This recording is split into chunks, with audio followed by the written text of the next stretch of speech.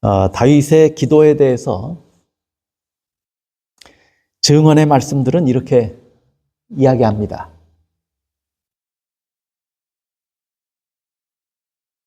부조와 선지자 460쪽에 보면 다윗의 기도가 모든 영혼의 탄원이 되어야 할 것이다. 선지자와 왕 320쪽에 다윗의 기도가 그대 자신의 기도가 되게 하라. 또 교회 증언 5권 136쪽 그들의 기도는 다윗의 기도와 같아야 할 것이다. 교회 증언 5권 452쪽 다윗의 기도는 목사들과 평신도들의 기도가 되어야 한다. 우리의 높은 부르심이라고 하는 책의 159쪽에도 이렇게 증언했습니다. 하나님의 말씀 가운데 기록된 가장 진지한 기도 중 하나는 다윗의 기도이다. 도대체 다윗의 기도가 얼마나 기도에 대한 모범적 특성을 가지고 있기에 증언의 말씀에서 이렇게 여러 번 기도를 누구처럼 해야 한다고 가르칩니까? 다윗처럼 해야 한다고 가르칩니다. 제가 여기 5개의 증언의 말씀만을 올렸는데 제가 찾아본 것은 그보다 훨씬 더 많아요. 훨씬 더 많은 책에서 더 여러 번 우리의 모든 기도가 누구처럼 기도해야 된다고 말씀했냐면 다윗처럼 해야 된다고 말씀을 합니다. 그만큼 다윗의 모범은, 기도의 모범은 우리에게 훌륭한 교훈이 있다고 하는 것입니다.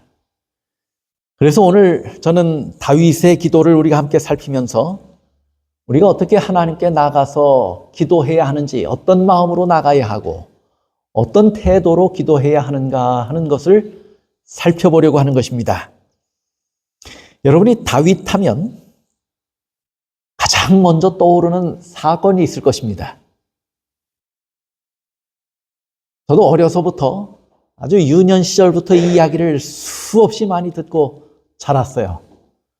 다윗이 어린 소년이었을 때, 목동이었을 때 전장터에 나간 형들을 방문하기 위하여 부모의 심부름을 갔다가 블레셋 장수 골리앗을 만나게 됩니다. 그렇죠?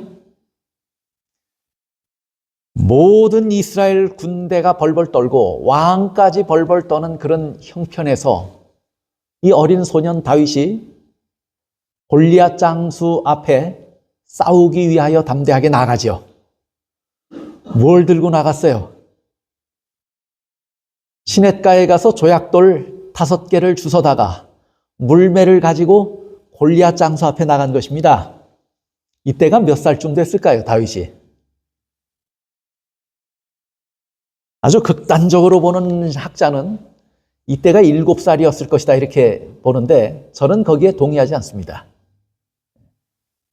그분은 어떻게 계산했냐면 다윗이 그 형들하고의 나이를 계산해 가지고 보통 한 3살 터울로 잡는다면 다윗이 그 형들하고 비교하면 7살쯤 됐을 것이다. 그러나 저는 동의는 하진 않아요. 그러나 무엇에 징집되지 않은 상태냐면 군에 징집되지 않은 상태예요, 다윗은. 그런 것으로 봐서 대부분의 신학자들이 이야기하는 것처럼 10대 중후반이었을 것이다 라고 하는 사실을 이해할 만합니다. 그런 한 16이나 7쯤 된 다윗의 모습을 우리가 성경 가운데서 보는 것입니다. 그렇죠? 그러면 요즘 여러분들이 자녀들이 다 성장해서 30, 40 된 자녀들을 봐도 어리죠. 어려 보이죠. 생각이 어리고 하는 행동이 어리고 다 그렇죠. 여러분의 자녀가 10대 때는 어땠습니까? 정말 철없이 이리저리 왔다 갔다 하는 10대, 15, 6, 7살 때 여러분들의 자녀들의 모습을 보시면 굉장히 어린 아이들이에요. 근데 그 어린 나이에 다윗이 골리앗 장수 앞에 선 것입니다. 그러면서 아주 용감하게 외치지요.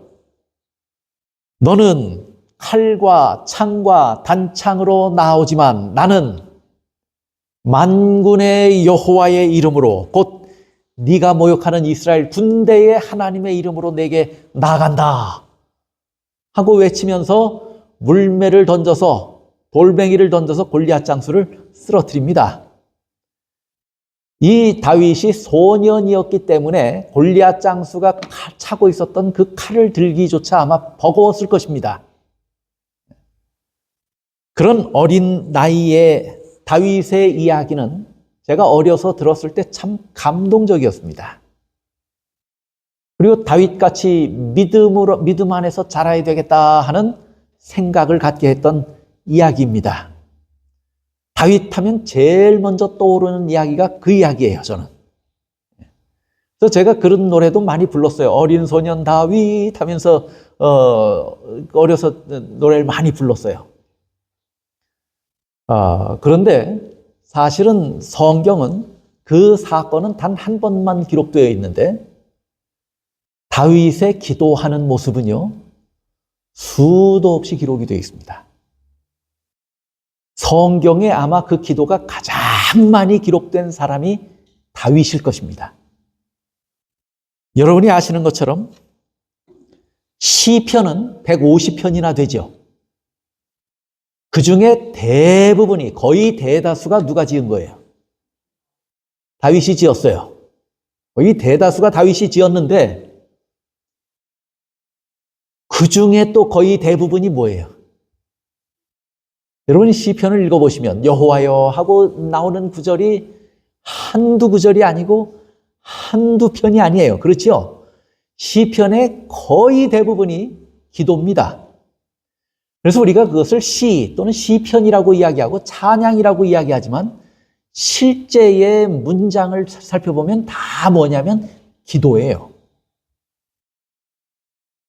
그래서 다윗의 기도를 제가 여기저기 살피면서 공부를 하는데 공부할 양이 참 많더라고요. 왜냐하면 시편을 다 읽어보면서 다윗의 기도를 살펴봤어요. 근데 시편에 그렇게 많이 다윗의 기도가 기록되었을 뿐만 아니라 제가 사무엘서도 읽어보니까 거기에도 다윗의 기도가 있어요. 역대상하, 역대서, 역대기에도 읽어보니까 거기에도 다윗의 기도가 있어요. 성경에 아마 가장 많은 기도가 기록된 것이 아마 다윗의 기도일 것입니다. 그런 것으로 봐서 다윗은 뭐 하는 사람이었어요? 기도하는 사람이었어요. 우리가 다윗에게서부터 배워야 할 것이 있습니다. 그래서 성경에 뭐라고 이야기를 했냐면 보세요. 시편 89편 20절에 보면 내가 하나님께서 하신 말씀이에요. 내 종 다윗을 뭐 했다고 그랬어요? 찾아냈다고 그랬어요. 수많은 사람 중에 하나님의 눈에 가장 뚜렷하게 띈 사람이 누구였어요? 다윗이었어요. 하나님께서 다윗을 뭐 했다고 그랬냐면 찾아냈다고 그랬어요. 그래서 나의 거룩한 기름을 그에게 부었다. 다윗이 보통 사람이 아니었다고 하는 것을 누가 증언해요? 하나님이 증언해요. 수많은 사람이 있는데 그 중에 내가 유일하게 다윗 같은 한 사람을 찾아냈다고 말씀하는 거예요. 그렇게 하나님께서 그 한 사람을 찾아냈을 때는 다윗에게 있는 어떤 특별한 특성들 때문에 그랬을 거 아니에요. 외형을 보고 하나님이 찾으신 것은 아니에요. 하나님은 중심을 살피신다고 그랬어요. 그러면 다윗의 마음을 아신 하나님께서 다윗을 선택하셨다는 겁니다. 그 다음에 뭐라고 말씀하냐면 사도행전 13장 22절에 보면 다윗을 왕으로 세우시고 증언하여 이르시되 내가 이새의 아들 다윗을 만나니 찾아내서 만났어요. 찾아냈다고 그랬죠. 그래서 만나서 보니까 뭐 한 사람이에요? 내 마음에 딱 맞는 사람이다. 다윗이. 다른 성경에서는 내 마음에 합한 사람이라고 번역이 되어 있습니다. 내 마음에 딱 맞는 사람 한 사람을 하나님이 뭐 했다는 거예요? 찾아내셨다는 거예요. 아무리 사람이 많아도 하나님 마음에 딱 들어맞는 한 사람은 유일하게 누구밖에 없었던 거예요? 다윗밖에 없었던 거예요. 그런 다윗을 하나님께서 찾아내셨다는 거예요. 그러면 다윗을 하나님께서 찾고 찾아서 자기 마음에 딱 맞는 한 사람을 찾아내셨다면 다윗 안에 무슨 특별한 뭐가 있었단 얘기예요. 하나님께서 찾으실 만한 하나님의 마음과 딱 들어맞는 다윗 안에 특별한 정신이나 특별한 것이 다윗 안에 있었다고 하는 거예요. 그것을 우리 재림교회 성경 주석에서는 뭐라고 설명을 했냐면 그가 날마다 하나님을 어떤 마음으로 섬기고 있는지 하나님께서 아셨다는 거예요. 하나님을 어떻게 섬기고 있는지를 하나님은 아셨어요. 또 다윗이 완전하질 않죠.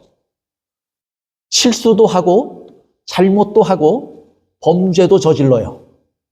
우리가 아는 범죄는 밧세바의 아내를 취한 그 범죄는 우리가 평범한 사람도 짓지 않는 그런 종류의 범죄입니다. 다윗은 완전하지 않았어요. 그런데 우리 교회 성경 주석에서는 뭐라고 설명을 했냐면 그가 죄를 지을 때마다 그러면 한두 번 지은 건 아니에요. 실수를 한두 번 한 것도 아니에요. 그런데 죄를 짓고 실수할 때마다 겸손하게 하나님 앞에 나가서 회개했다는 거예요.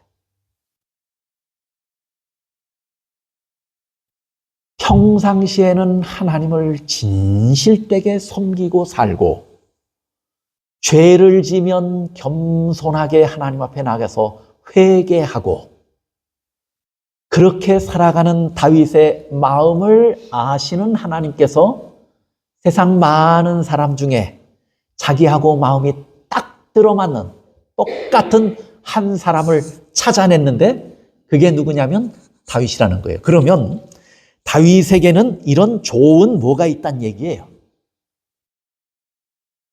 이런 좋은 신앙적 습관이 있었다는 얘기예요. 그렇죠? 정로의 계단 57쪽에 이렇게 얘기합니다. 품성은 일시적 선행이나 일시적 악행으로 드러나는 것이 아니라 습관적인 말과 습관적인 행실의 경향으로 말미암아 드러날 것이다. 품성은 뭘로 만들어지냐면 좋은 습관으로 만들어집니다.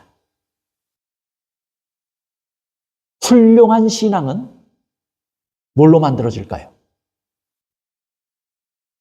신앙에 유익하고 좋은 습관들로 만들어지는 것입니다.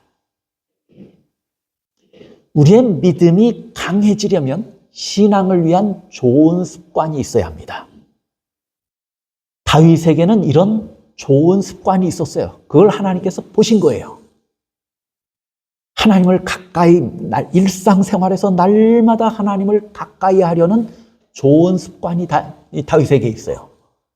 실수하고 잘못하면 덮고 모른 체하고 완악해지고 그러지 아니하고 겸손하게 하나님 앞에 굴복하고 회개하고 뉘우치고 기도하는 다윗의 습관을 하나님이 보신 거예요.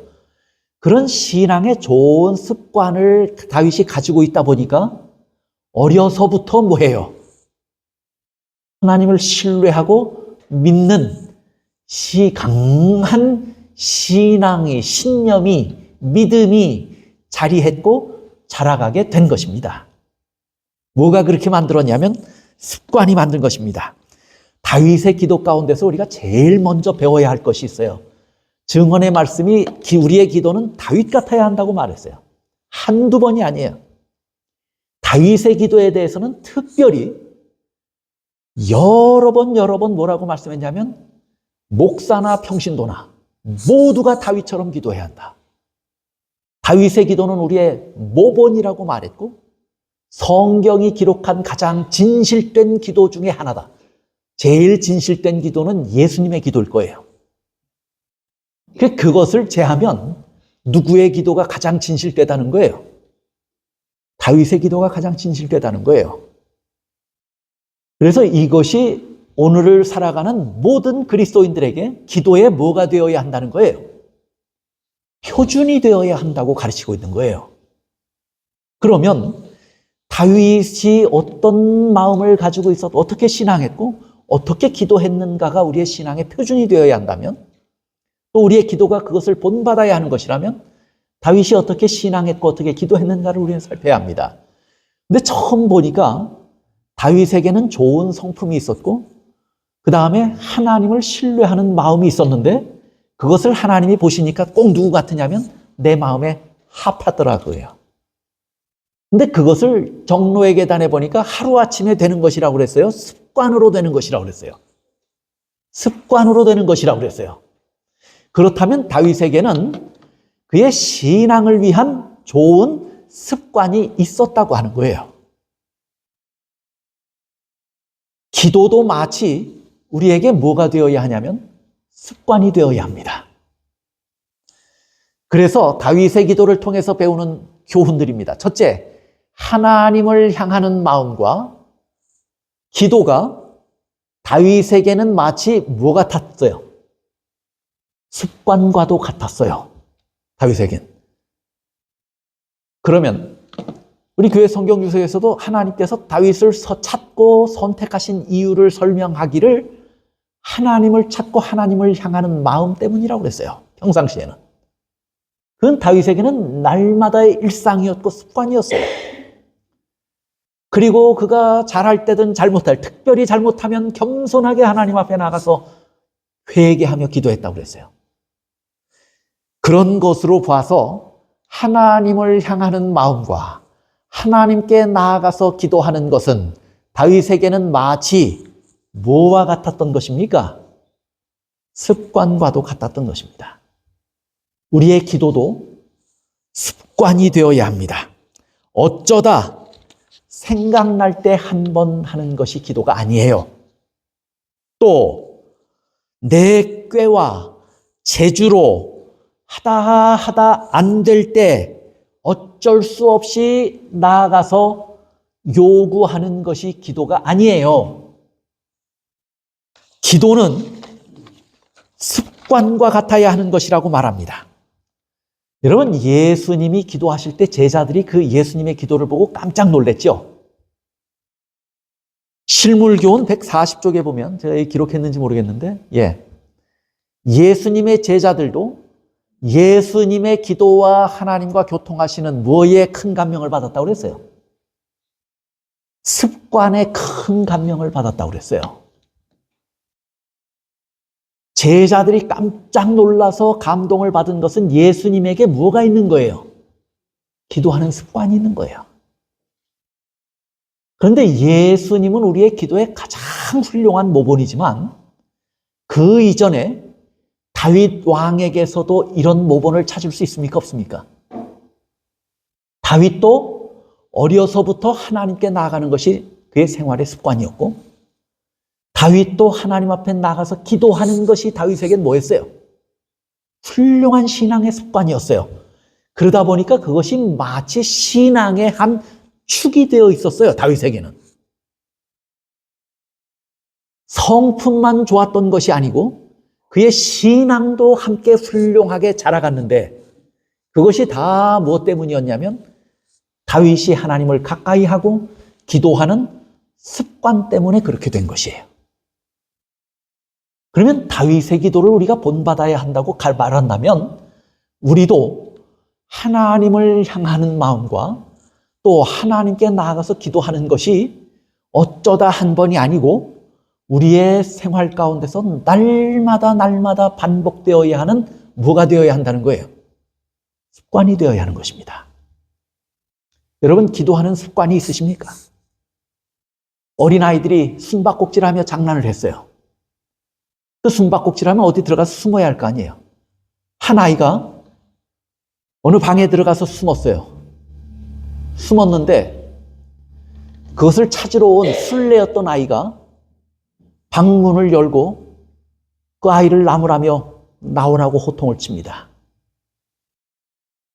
왜 그러냐면 그 방은 우리 아빠가 기도하는 방이야. 우리 아빠가 날마다 들어가서 기도하는 방이야. 거기 가서 너가 놀고 숨고 뭐 어지럽히고 하는 그런 방이 아니야.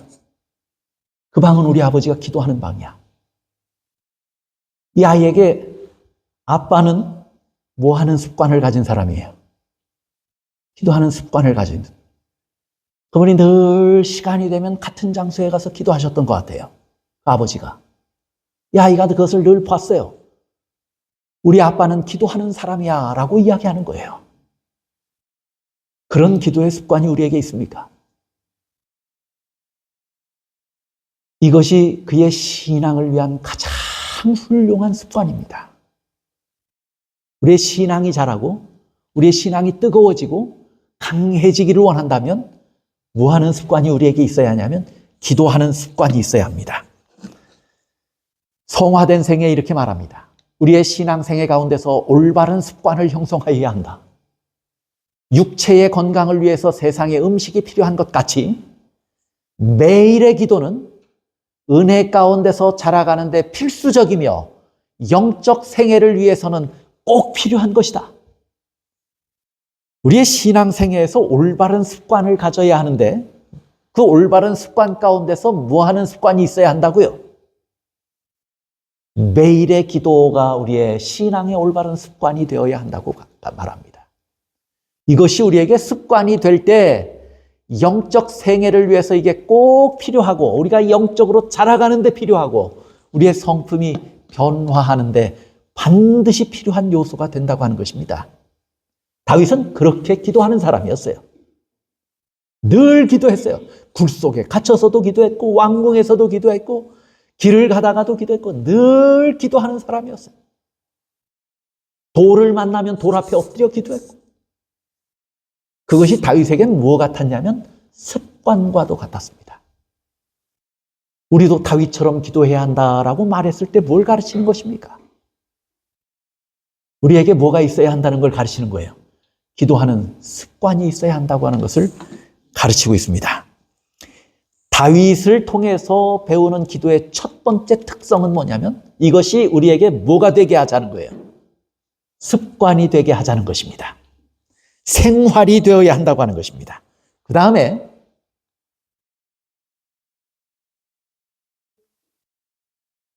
다윗의 기도를 통해서 배우는 교훈, 첫째는 습관이 되어야 하고 둘째는 다윗은 고난 중에 하나님을 찾았다.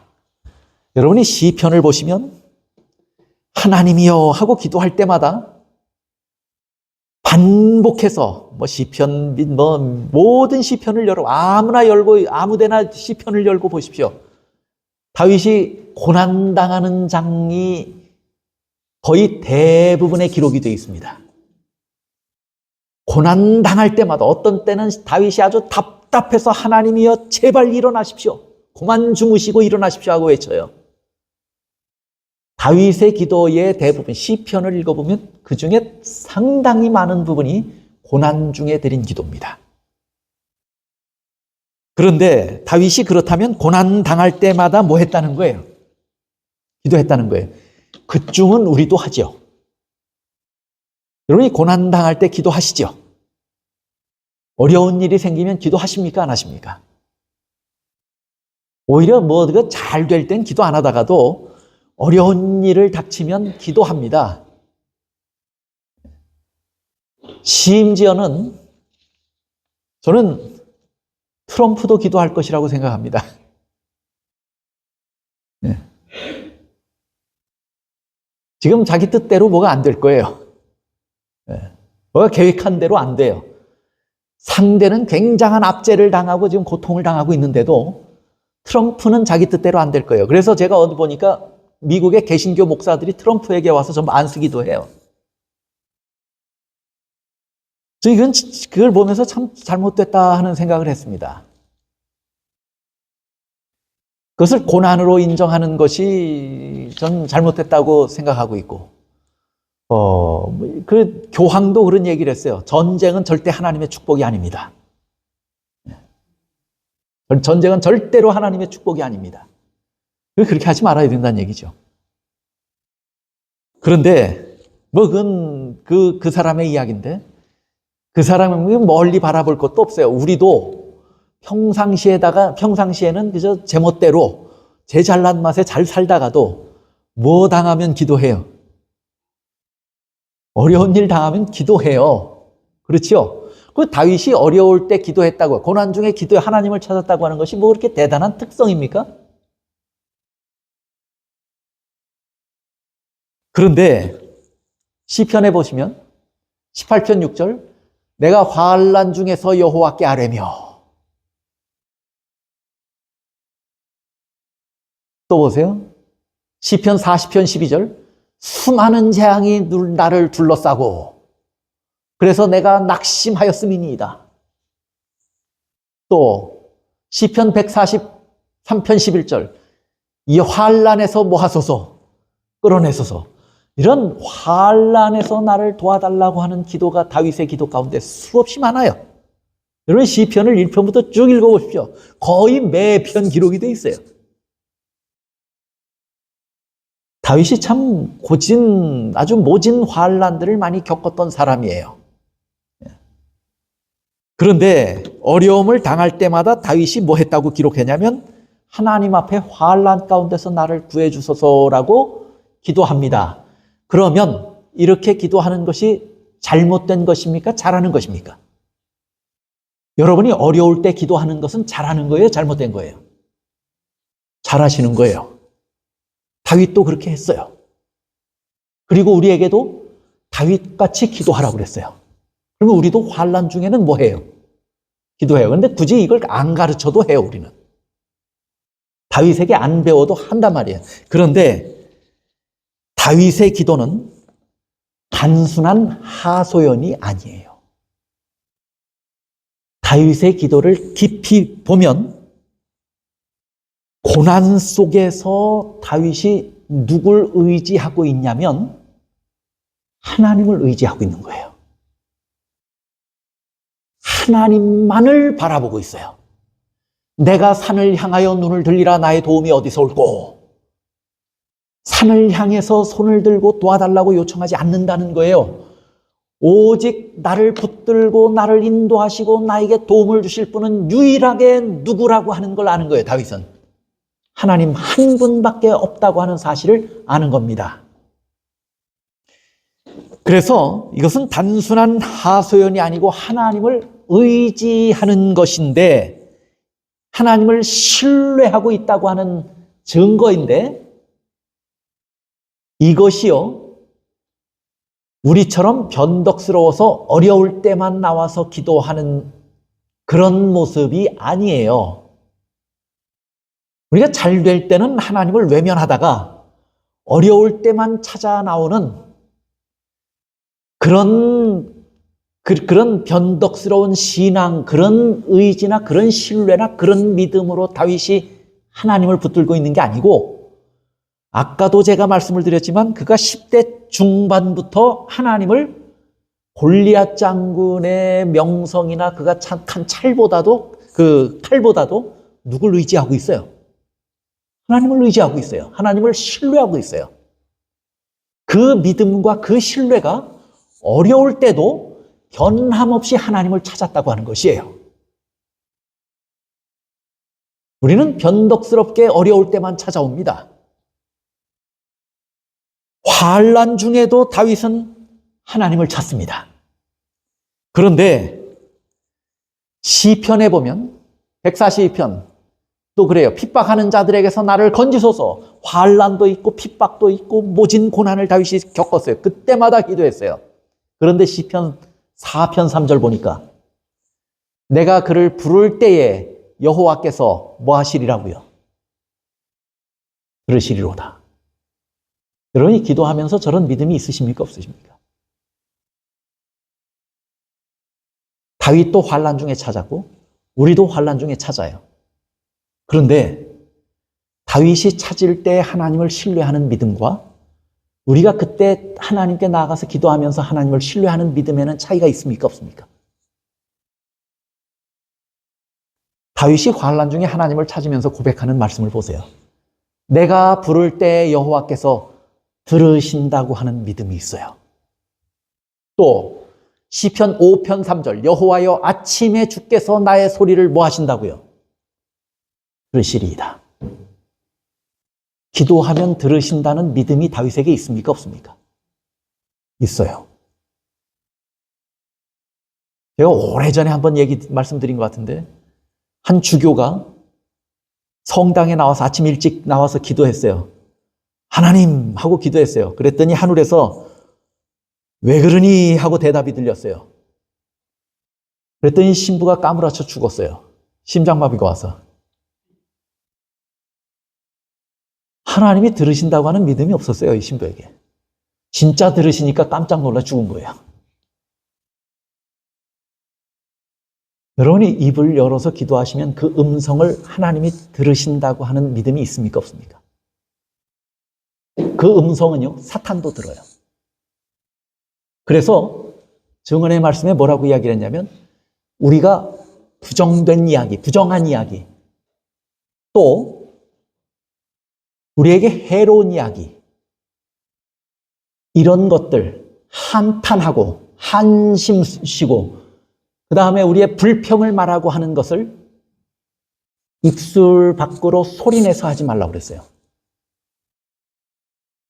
누구도 듣기 때문에 마귀가 듣고 그 틈바구니를 비집고 들어오기 때문에 그걸 이용하기 때문에 소리내서 하지 말라고 그랬어요.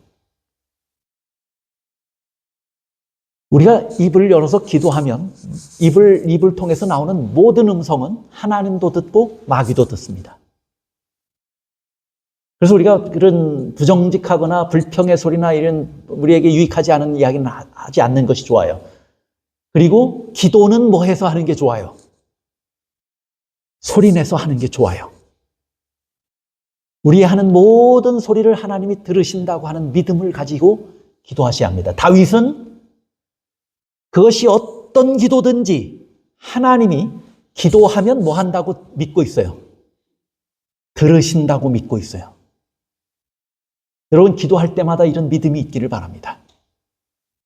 하나님이 정말로 내 기도를 들으신다고 하는 믿음이 있어야 합니다. 또 이렇게 기도하고 그것을 믿으니까 기도할 수 있는 거예요. 시편 40편 11절 여호와여 주의 긍휼을 내게서 거두지 마시고 주의 인자와 진리로 나를 항상 보호하소서. 기도해 봐도 하나님이 들을 리도 없고 들어주시지도 않을 거야. 그런다면 무슨 마음으로 저렇게 기도할 마음이 생기겠습니까? 어떻게 저렇게 기도할 수 있겠습니까? 다윗이 수없이 하나님께 나가서 기도하는 이유는 그분이 기도하면 들으신다고 하는 믿음이 있기 때문에 담대하게 나아가서 뭐라고 말씀하냐면 여호와여 주의 긍휼을 내게서 거두지 마시고 주의 인자와 진리로 나를 항상 보호하소서라고 기도할 수 있었던 거예요. 또 142편 3절 5절 보세요. 내 영이 내 속에서 상할 때에도 주께서 내 길을 아셨나이다. 믿음이 있어요, 없어요? 여호와여 내가 주께 부르짖어 말하기를 주는 나의 피난처시오. 다윗에게 이런 믿음이 있어요, 없어요? 하나님을 향한 들으신다고 하는 믿음도 있어요. 또 들으실 뿐만 아니라 주께서 내 길을 지금은 길이 굽었고 지금은 거칠고 고난의 길일지라도 하나님께서 내 길을 다 아시고 활짝 열어주실 것이라고 하는 믿음이 다윗에게 있는 것입니다. 또 부르짖기만 하면 주는 나에게 뭐가 되신다는 믿음이 있어요. 피난처가 되신다고 하는 믿음이 있어요. 그러니까 어려울 때 나가서 하나님 나 정말 어렵습니다. 안 도와주면 안 돼요. 이번에 꼭 한 번만 도와주세요. 저하고 거래 좀 합시다. 제가 이번에 한번 도와주시면 제가 앞으로 어떻게 할게요. 그것이 우리의 기도예요. 근데 다윗은 환난 중에도 나가서 기도했는데 그렇게 기도한 것이 아니고 내가 기도하면 하나님이 무조건 다 들으실 것이고 그런데 들어서 나에게 유익한 것도 있고 아닌 것도 있을 것이에요. 그러나 분명한 사실이 있어요. 그게 뭐냐면 하나님께서는 내게 유익한 길이 무엇인지 아시니까 그 길을 다 아시니까 하나님이 열어주실 것이야. 또 뭐가 일어나기를 바랬냐면 하나님의 진리와 하나님의 자비가 일어나기를 기도하고 있어요. 그리고 그렇게 기도하면서 다윗은 누구에게 숨어요? 하나님께 숨어요. 그래서 하나님이 나에게 피난처가 되신다고 말합니다. 그런 믿음을 가지고 나가니까 그래서 시편 23편 우리가 잘 아는 목자의 시죠. 내가 사망의 음침한 골짜기로 다닐지라도 해를 두려워하지 않을 것은 주께서 나와 함께 하심이라. 주의 지팡이와 막대기가 나를 안위하시나이다. 이런 믿음이 평소에 그에게 있었던 것이에요. 그리고 들으신다고 하는 믿음을 가지고 나가서 기도했더니 하나님이 뭐 했다고 그래요? 120편 1절에 보니까 내가 환난 중에 여호와께 부르짖었더니 내게 뭐 하셨다고 그래요? 응답하셨도다. 다윗의 기도의 특징은 고난 중에 하나님을 찾은 것입니다. 그런데 단순히 찾아서 하소연한 것이 아니고 또 내게 이 어려움을 좀 제해 주시고 또 나를 고통스럽게 하는 저 사람을 좀 하나님께서 책망해 주시고 그런 시시한 우리가 고난 중에 하나님을 찾아 드린 그런 기도를 드린 것이 아니고 그가 평소에 하듯이 하나님은 언제든지 내 음성을 들으시는 분이라고 하는 믿음과 신뢰를 가지고 나아갔고 기도하고 난 다음에는 믿음이 있으니까 늘 하나님의 품이 뭐였냐면 그에게는 피난처가 되었고 그렇게 어려워서 부르짖을 때마다 하나님께서 뭐 하시는 걸 경험한 거예요. 응답하시는 것을 경험해요. 그래서 그가 고백하잖아요. 시편 120편에 내가 고난 중에 부르짖었더니 하나님이 내게 응답하셨도다. 이것이 다윗의 기도의 특징입니다. 우리도 다윗처럼 이렇게 기도해야 합니다. 현실이 안개와 같고 어려움들이 늘 우리를 두르고 있지만 우리의 모든 삶을 하나님께 맡기고 믿음으로 기도한다면 하나님께서 우리의 기도를 들으신다고 하는 믿음을 가지고 나가서 기도한다면 다윗처럼 우리도 뭐 할 것이에요? 하나님의 응답을 경험할 것입니다. 믿음으로 나아갈 때 기도는 능력이 됩니다. 그것이 다윗의 기도가 보여주는 교훈입니다. 셋째는 다윗은 누구의 뜻을 구했어요? 우리가 지난번에 모세의 기도를 배울 때도 모세의 기도의 특성 가운데 하나가 뭐였냐면 하나님의 뜻을 구하는 것이었어요. 이것이 대부분의 성경의 기도자의 기도의 특성이었습니다. 성경에 기록된 기도자들의 모습을 보세요. 그 중에 여러분들이 세 가지 아주 강한 특징을 찾습니다. 하나는 뭐냐면 기도하는 자의 겸비와 정직입니다. 둘째는 중보하는 기도였습니다. 셋째는 하나님의 뜻을 구하는 기도였습니다. 성경에 기록된 모든 기도들의 특성들을 여러분이 살펴보세요. 그 중에 공통적인 것들이 그런 거예요. 예수님도 내 뜻대로 마옵시고 누구 뜻대로 하게 해달라고요? 아버지의 뜻이 이루어지이다. 성경에 기록된 모든 훌륭한 기도의 모본은 하나님의 뜻을 구하는 기도입니다. 그래서 우리는 기도할 때 하나님의 뜻을 구해야 돼요. 보세요. 시편 40편 8절 나의 하나님이여 내가 주의 뜻 행하기를 즐기오니 주의 법이 나의 심중에 있나이다. 다윗은 평소에 뭐 행하기를 바래요? 하나님의 뜻을 순종하기를 바랬고 하나님의 뜻이 이루어지기를 바라는 마음이 다윗 마음에 있습니다. 또 시편 140 3편 10절 보세요. 주는 나의 하나님이시니 나를 가르쳐 주의 뜻을 행하게 하소서. 하나님의 뜻이 다윗의 심중에 있는 거예요. 중요한 거예요, 이것이. 하나님의 뜻에 대해서 이렇게 중요한 생각을, 깊은 인식을 가지고 있으니까 역대상 17장 19절에도 보세요. 여호와여, 이게 다윗의 기도예요. 주께서 주의 종을 위하여 무엇대로요? 주의 뜻대로 이 모든 큰 일을 행하사. 하나님께서 이 일을 하시는데 내 요구대로 해달라고 그래요? 하나님의 뜻대로 해달라고 그래요?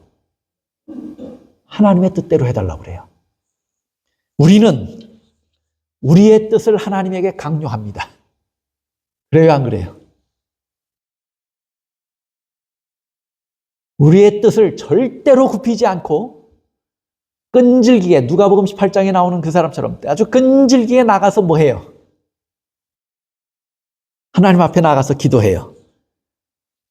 그래서 우리의 기도는 어떻게 보면, 가만 보면 하나님을 설득하는 수단처럼 보여요. 하나님이 혹시 내 정성이라도 알아주신다면 뭐 이런 기대예요. 그런데 기도는 하나님의 뜻을 구하는 시간입니다. 이것을 우리가 꼭 기억하셔야 합니다. 기도는 내 뜻을 관철시키는 시간이 아니에요. 하나님의 뜻을 구하고 하나님의 뜻을 기다리는 시간입니다. 다윗은 항상 기도하기를 주의 뜻을 알게 하소서 하고 기도했어요. 주의 뜻을 알게 하소서. 또 하나님의 뜻대로 행하시기를 다윗은 기도합니다. 저는 주의 뜻을 알았으면 좋겠습니다. 주의 뜻을 저에게 알려주십시오. 그리고 하나님의 뜻대로 모든 일이 이루어졌으면 좋겠습니다. 하나님의 뜻을 알 때 하나님의 뜻을 구할 수 있습니다. 그래서 다윗은 하나님의 말씀을 묵상하면서 기도했어요. 시편 143편 5절 6절 보세요. 내가 옛날을 기억하고 주의 모든 행하신 일을 행하신 것을 읊조리며 주의 손이 행하신 일을 생각하고 주를 향하여 손을 펴고 내 영혼이 마른 땅같이 주를 사모하나이다. 다윗의 기도예요. 다윗이 기도하는데 어떻게 기도해요? 옛날을 뭐 했다고 그랬어요? 옛날을 기억해요. 하나님이 나에게 어떤 분이셨는지를 다 기억해내는 거예요. 하나님이 무슨 말씀을 하셨는지를 기억해요. 또 하나님이 행하신 것들을 읊조려요. 묵상해요. 또 주의 행하신 것을 생각합니다. 주의 손이 행하신 것을 생각합니다. 이런 인식이 깊이 그에게 박혀 있으니까 주를 향하여 손을 펴고 내 영혼이 마른 땅같이 누구를 사모한다는 거예요? 내 뜻을 관철시켜요? 아니면 주님의 뜻이 이루어지는 것을 사모합니까? 내 영혼이 마른 땅같이 주를 사모하나이다. 저 주를 향하여 손을 펴고 이건 기도예요. 그렇죠? 기도하는데 뭐가 이루어지기를 기도하냐면 내 영혼이 마른 땅같이 주를 사모하나이다. 주님을 알고 주님을 기억하고 주님의 행하신 일을 읊조리고 묵상하고 생각하니까 하나님의 뜻이 이루어지는 것이 진짜 유익하다는 것을 아는 거예요. 그래서 기도할 때마다 다윗은 손을 펴서 기도하기를 주를 사모하는 기도를 한 것입니다. 주님의 뜻이 이루어지기를 바란 거예요. 이것은 다윗에게 얼마나 그가 기도 속에서 그리고 평상시에 하나님을 경험하고 살았는가를 보여주고 있는 것입니다. 말씀 속에서 하나님을 찾고 하나님을 발견했을 때 그것을 믿음으로 하나님 앞에 나가서 하나님의 뜻이 이루어졌습니다. 이루어지면 좋겠습니다. 라고 기도한다면 그 기도는 하나님이 뭐 하신다는 얘기예요? 들으신다는 얘기예요. 그래서 시편 143편 1절에 보시면 여호와여 내 기도를 들으시며 내 간구에 귀를 기울이시고 주의 진실과 의로 내게 응답하소서 그렇게 이야기를 해요. 저것도 주님의 뜻을 기도합니까? 아니면 자기 뜻을 관철시키는 것입니까? 주님의 뜻이에요. 내 기도를 들으시고 내 간구에 귀를 기울이시고, 그 들으시긴 들으시지만 뭐 해달란 얘기예요? 주님, 진실이 이루어지고 의가 이루어지게 해달라고 기도합니다. 그건 누구 뜻이에요? 이 땅에 진리가 성취되고 의가 성취되는 것은 항상 누구의 뜻이에요? 하나님의 뜻이에요. 하나님의 뜻을 간구하는 것이에요. 그래서 저도 말씀을 드렸어요. 저도 기도 많이 합니다.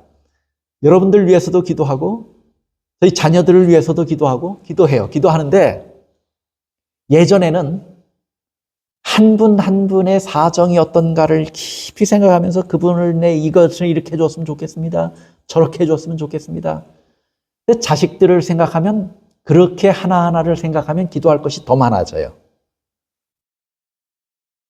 그래서 이거 했으면 좋겠습니다. 저거 했으면 좋겠다. 다 기도하고 나면 야, 이거 참 개인적인 생각이고 이기적인 마음이 기도에 많이 담겨 있다 하는 걸 느낍니다. 근데 제가 이 기도를 공부하면서 제 기도의 패턴이 바뀌었어요. 저는 항상 필요한 것을 구합니다. 필요한 것을 구하고 또 제가 얼마 전에 박재현 형제에게 카톡을 받았어요. 카톡을 받았는데 기도에 대한 이 설교를 박재현 형제도 듣는 것 같아요. 이렇게 듣고 카톡을 보냈어요. 목사님, 저를 위해서 기도 좀 해주십시오. 그런데 교인들에게는 아무에게도 말씀하지 말고, 그런데 제가 그 부탁을 어겼습니다. 아무에게도 말씀하지 말고 목사님만 저를 위해서 좀 기도해 주십시오. 조용히. 그런데 목사님도 이것저것 여러 가지 구하지 마시고 하나님, 박재현 이름만 하나님 앞에 한마디만 좀 해주십시오. 네. 하나님, 박재현이란 청년이 있습니다. 그 한마디만 해달라는 거예요. 제가 재현이의 그 순수한 마음을 알잖아요. 그래서 그 박재현 형제가 참 믿음을 가지고 그렇게 말한 것 같다 하는 생각을 했어요. 그렇게 말하면 하나님은 다 아시고 선한 것을, 자기를 위해서 어떤 것이 선한 줄을 아시니까 하나님의 선한 뜻이 이루어질 것이라는 믿음을 가지고 아마 그렇게 부탁한 것 같아요. 저는 이렇게 기도합니다. 그건 박재현 형제의 아주 순수한 마음이에요. 저는 그건 상당히 존중합니다. 근데 저도 그렇게 기도해요. 저도 뭐라고 기도하냐면 주님의 은혜와 자비가 또 주님의 공의가 제 생활 속에서, 제 삶 속에서도 꼭 이루어 주십시오. 제가 요구한 대로 마시고 저희 아이들을 위해서도 기도해요. 제가 아이들을 위해서 이것저것 기도하지만 주님, 그대로 하지 마시고 그 아이에게서 주님의 은혜와 자비가 꼭 나타나게 해주십시오. 그리고 그것을 아이들이 알게 해주십시오. 그 아이들에게 하나님의 공의가 나타나게 해주십시오. 그 말은 그가 잘못하면 하나님께도 책망을 들어야 하고 그가 부당한 대우를 받으면 부당하게 하는 사람도 하나님의 책망을 받아야 하는 거예요. 하나님의 공의예요. 그렇죠? 제가 좀 미주알 고주알 요구한 대로 하나님 들으시는 다 얘기해도 그대로 하지 마시고 하나님의 자비와 은혜가 드러나고 하나님의 공의만 드러날 수 있게 해주십시오. 아이들을 위해서도 그렇게 기도하고 저를 위해서도 그렇게 기도하고 여러분의 이름을 거론하면서도 꼭 그렇게 기도하고 있습니다. 그것이 누구의 기도예요?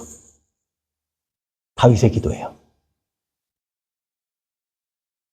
진실이 이루어지고 의가 이루어지고 하나님의 은혜가 이루어지도록 요구하는 것이 우리의 기도입니다. 그러면 저 기도는 100% 응답이 될까요? 안 될까요? 내가 내 기도에 응답받지 못했다고 하는 일이 일어날 수가 없는 거예요. 나보다 높으신 뜻을 가지고 계신 하나님이 하나님의 은혜와 자비가 이루어지고 하나님의 공의가 이루어지는 것은 내 생애 전체를 통해서 이루어질 것인데 과정 중에 우리가 혹 이해하지 못하는 부분이 혹 섞여 있을지 모르지만 우리 생애 전체를 놓고 바라본다면 하나님의 은혜와 자비는 우리에게서 반드시 이루어질 것입니다. 하나님의 공의는 우리와 우리의 교회에 반드시 이루어질 것입니다. 여러분, 그것을 기도하시기를 바랍니다. 하나님의 뜻을 기도하는 것이에요. 그 다음에 에베소서 5장 17절 보세요. 어리석은 자가 되지 말고 오직 주의 뜻이 무엇인지 이해하라. 요한일서 5장 14절. 이렇게 주의 뜻이 무엇인지 이해하고 그의 뜻대로 무엇을 구하면 뭐 한다고요? 그래서 제가 그렇게 자신 있게 말씀드린 거예요. 하나님의 뜻을 구하면 100% 이루어집니다. 제 이야기가 아니고 하나님의 말씀입니다. 또 다른 한 구절을 제가 좀 소개하지요. 잠언 28장 9절. 사람의 귀를 돌려 율법을 듣지 아니하면 그의 기도도 뭐하다고요? 가증하다고요. 우리의 기도가 하나님이 들으시는 기도가 될 수 있고 무슨 기도가 될 수 있어요? 가증한 기도가 될 수 있어요. 어떨 때 가증한 기도가 되냐면 하나님의 뜻을 평소에 뜻대로 살려고 하는 마음도 없어요. 하나님의 뜻에 순종하고 살려고 하는 마음도 없어요. 평소에. 사람이 귀를 돌려 율법을 듣지 않으면 하나님의 뜻에 대해서 존중도 하지 않아요. 알려고도 하지 않아요. 순종하려고 하는 마음도 없어요. 그러면 평소에 하나님의 뜻과 무관하게 살아요. 또 하나님의 뜻을 따라 기도하는 것을 저 뜻과 무관하게 사니까 하나님의 뜻을 따라 기도해요? 안 해요? 안 해요. 이렇게 기도하는 기도는 하나님 앞에 무슨 기도예요? 가증한 기도예요. 하나님이 들으시는 기도와 하나님이 가증하게 여기시는 기도를 여러분 분명하게 구분하셔야 합니다. 우리가 기도하는 자라면 하나님의 뜻대로 기도하는 자가 되어야 합니다. 누가 그렇게 기도했다는 거예요? 다윗이 그렇게 기도했어요. 하나님의 뜻이 이루어지셨으면 좋겠습니다. 뜻대로 행하십시오. 내가 주의 뜻 알기를 즐거워하노니. 그게 다윗의 기도예요. 우리도 그렇게 기도해야 된다는 거예요. 제가 주님의 뜻 알기를 즐거워합니다. 저에게 하나님의 뜻을 알려주십시오. 또 하나님의 뜻이 이루어졌으면 좋겠습니다. 그렇게 기도하면 그것은 가증한 기도가 아니고 하나님이 들으시는 기도가 됩니다. 그 다음에 다윗의 기도의 마지막이에요. 다윗은 하나님을 뭐 했어요? 찬양하고 감사했습니다. 다윗의 기도를 보세요. 내가 여호와께 그의 의를 따라 감사하며 지존하신 여호와의 이름을 뭐 하리로다? 찬양하리로다. 또 시편 8편 1절. 여호와 우리 주여 주의 이름이 온 땅에 어찌 그리 아름다운지요. 주의 영광이 하늘을 덮었나이다. 찬양이 아니에요. 찬양이에요. 시편 9편 1절, 2절. 내가 주를 기뻐하고 즐거워하며 지존하신 주의 이름을 뭐하리니? 찬송하리니. 시편 18편 49절. 여호와여 이름으로 내가 이방 나라들 중에서 주께 감사하며 주의 이름을 뭐하리이다? 찬송하리이다. 다윗의 기도의 특징을 보면 뭐가 많아요? 감사와 찬송이 많아요. 내 영혼아 주를 찬양하라. 내 영혼아 주를 감사하라. 이것이 다윗의 기도 가운데 수없이 많이 포함이 되어 있어요. 그래서 다윗의 기도의 특징은 뭐냐면 하나님을 뭐 하는 기도예요? 찬양하고 감사하는 기도예요. 단지 어려울 때 하나님 앞에 나가서 하소연하고 도움을 청한 것이 아니에요. 고난 중에 나가서 기도하는데도 뭐 해요? 다윗이 찬양하고 감사해요. 여러분 어려울 때 그렇게 기도가 나오던가요? 안 나오던가요? 당장 코앞에 닥친 일이 난감하고 어렵고 내가 참 밤에 잠을 이루지 못하는데 그래서 기도하기 위해서 여러분이 그 침대 맡에 무릎 꿇어서 하나님 주의 이름이 어찌 그리 아름다운지요. 그렇게 기도가 나와요? 안 나와요? 내가 주를 찬양하고 주께 감사하나이다. 이렇게 기도해요? 안 해요? 그런 말은 생각조차 나지 않죠. 근데 다윗은 자기의 생명이 위협을 당해서 극도로 두려움 가운데 빠져 있을 때도 뭐 하냐면 하나님을 찬양하고 감사해요. 보세요. 요한복음 시편 18편 3절 5절. 내가 찬송받으실 여호와께 아뢰리니 뭘로 시작해요? 하나님은 뭐 하실 분이라고요? 찬양받으실 분이에요. 찬송받으실 분이에요. 내 원수들에게서 뭐 하리라? 구원을 얻으리로다. 얻었어요? 아직 못 얻었어요? 얻고 나서 감사하다고 그래요? 아니면 얻기 전인데도 하나님을 찬양한다고 그래요?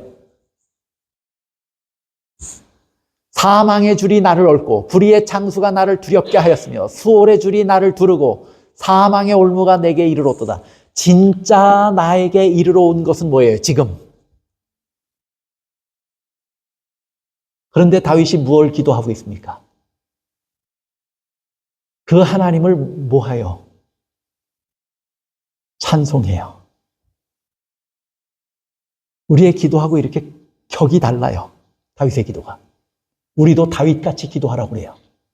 그런데 생각해보면 이것은 다윗에게 기본적으로 뭐가 있다고 하는 증거냐면 하나님을 향한 믿음과 신뢰가 다윗에게 기본적으로 마음 가운데 내재되어 있다고 하는 증거예요.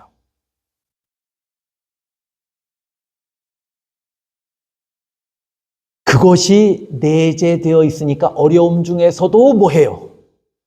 담대하고 더 강력하게 하나님 앞에 나가서 자신의 형편을 이야기해요. 그리고 그 기도를 하나님이 들으신다고 믿어요. 그러니까 기도가 아직 성취가 되지 않았는데도 뭐 할 수 있는 거예요? 찬송하고 감사할 수 있는 것입니다. 감사를 고백할 수 있으려면 하나님의 사랑과 하나님의 은혜에 대한 깊은 인식이 내재되어 있어야 합니다. 이것 없이 그런 상황에서 하나님을 감사하고 하나님을 찬양한다고 하는 것은 불가능합니다. 어떤 형편에 처하든지 하나님을 신뢰할 수 있는 마음이 내재되어 있어야만 저렇게 고백할 수 있는 것입니다. 우리의 모든 상황 속에서 하나님께 감사할 때 입술로만 하는 것이 아니고 의미 없는 입술로만 하는 것이 아니고 우리 마음 가운데 깊은 인식으로부터 하나님을 감사하고 찬양하는 마음이 어떤 형편에서든지 흘러나올 때 하나님은 그 기도를 기쁘게 들으시는 것입니다. 그래서 데살로니가전서 5장 18절에 뭐라고 말했냐면 범사에 뭐 하라고요? 범사에 감사하란 말은 어떤 형편에서든지 감사하라 그 말입니다. 다윗같이 곤궁한 지경에 처했을 때도 뭐 하란 얘기예요? 감사하라는 거예요. 내 생명을 노리는 자가 가까이 와서 이제 곧 내가 얼마 있지 아니하면 처참하게 도륙당할 것이라고 하는 위협 속에 있을 때도 다윗은 감사했어요. 범사에 한 것입니까? 데살로니가서에서 사도 바울이 이야기한 것은 그런 때라도 감사하라고 권하는 거예요. 그런 때라도. 이것이 그리스도 예수 안에서 너희를 향하신 뭐라고요? 하나님의 뜻이라고요. 이렇게 되려면 아까도 말씀드렸지만 깊은 인식이 내재되어 있어야만 가능합니다. 어떤 깊은 인식이에요? 하나님의 선하심과 하나님의 지혜와 하나님의 은혜가 나와 함께 하실 것이라고 하는 인식이 있어야 합니다. 하나님은 나를 사랑하셨고 하나님의 사랑에 대한 인식, 하나님의 은혜와 하나님의 선하심에 대한 인식, 하나님의 뜻이 반드시 이루어질 것이라고 하는 인식이 우리 마음속 깊이 자리 잡고 있어야 우리가 범사에 하나님께 감사할 수 있게 되는 것입니다. 그리고 빌립보서에도 사도 바울이 이렇게 얘기해요. 아무것도 염려하지 말고 다만 모든 일에 기도와 간구로 너희 구할 것을 뭐하고 뭐로 구하라고요? 감사함으로 하나님께 아뢰라. 언제요? 염려할 것이 있을 때, 염려할 것이 있을 때도 모함으로 간구하라고 권해요. 사도 바울도. 감사함으로 구하라고요. 왜요?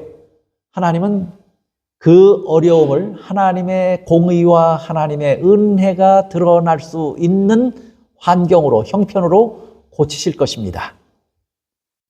하나님은 언제든지 찬양과 감사를 받으실 만한 분입니다. 여러분, 다윗의 기도의 특징은 제가 5가지로 준비했는데 하나는 너무 그 내용이 방대해요. 뭐냐면 다윗 하면 생각나는 기도가 있죠. 그가 아주 큰 죄를 저질러서 하나님 앞에 나와서 회개한 나단의 책망을 들었을 때 하나님 앞에 나와서 기도한 내용은 너무 그 내용이 엄청나요. 그래서 이 다윗의 기도에 포함시키질 않았습니다. 다윗의 기도는 그 다음에 하나의 더 특징이 있습니다. 회개의 기도입니다. 다윗에게 있어서는 늘 회개하는 기도가 있었어요. 그것을 하나님께서 보셨어요. 우리 교회 성경 주석에서도 다윗이 잘못하면 때마다 하나님 앞에 겸손하게 나와서 회개했다고 그랬어요. 다윗의 기도의 특징 가운데 또 다른 하나는 회개입니다. 우리가 그것은 다음 시간에 공부할 것입니다. 오늘 공부한 다윗의 기도의 특징 4가지를 여러분이 꼭 기도하시길 바랍니다. 다윗에게는 기도는 뭐였어요? 습관이었습니다. 다윗은 환난 가운데 하나님 앞에 나와서 뭐 했어요? 기도했어요. 근데 그 밑바탕엔 뭐가 있었냐면 하나님을 신뢰하는 믿음이 있었고, 그 다음에 셋째는 다윗의 기도 가운데 특징은 뭐냐면 하나님의 뜻이 이루어지기를 원하는 기도를 했어요. 나는 하나님의 뜻을 알고 싶고 하나님의 뜻은 반드시 이루어졌으면 좋겠습니다 하고 기도합니다. 그 다음에 넷째는 다윗의 기도 가운데는 그것이 이루어졌든 이루어지지 않았든 언제든지 기도할 때마다 뭐 해요? 감사하고 찬양합니다.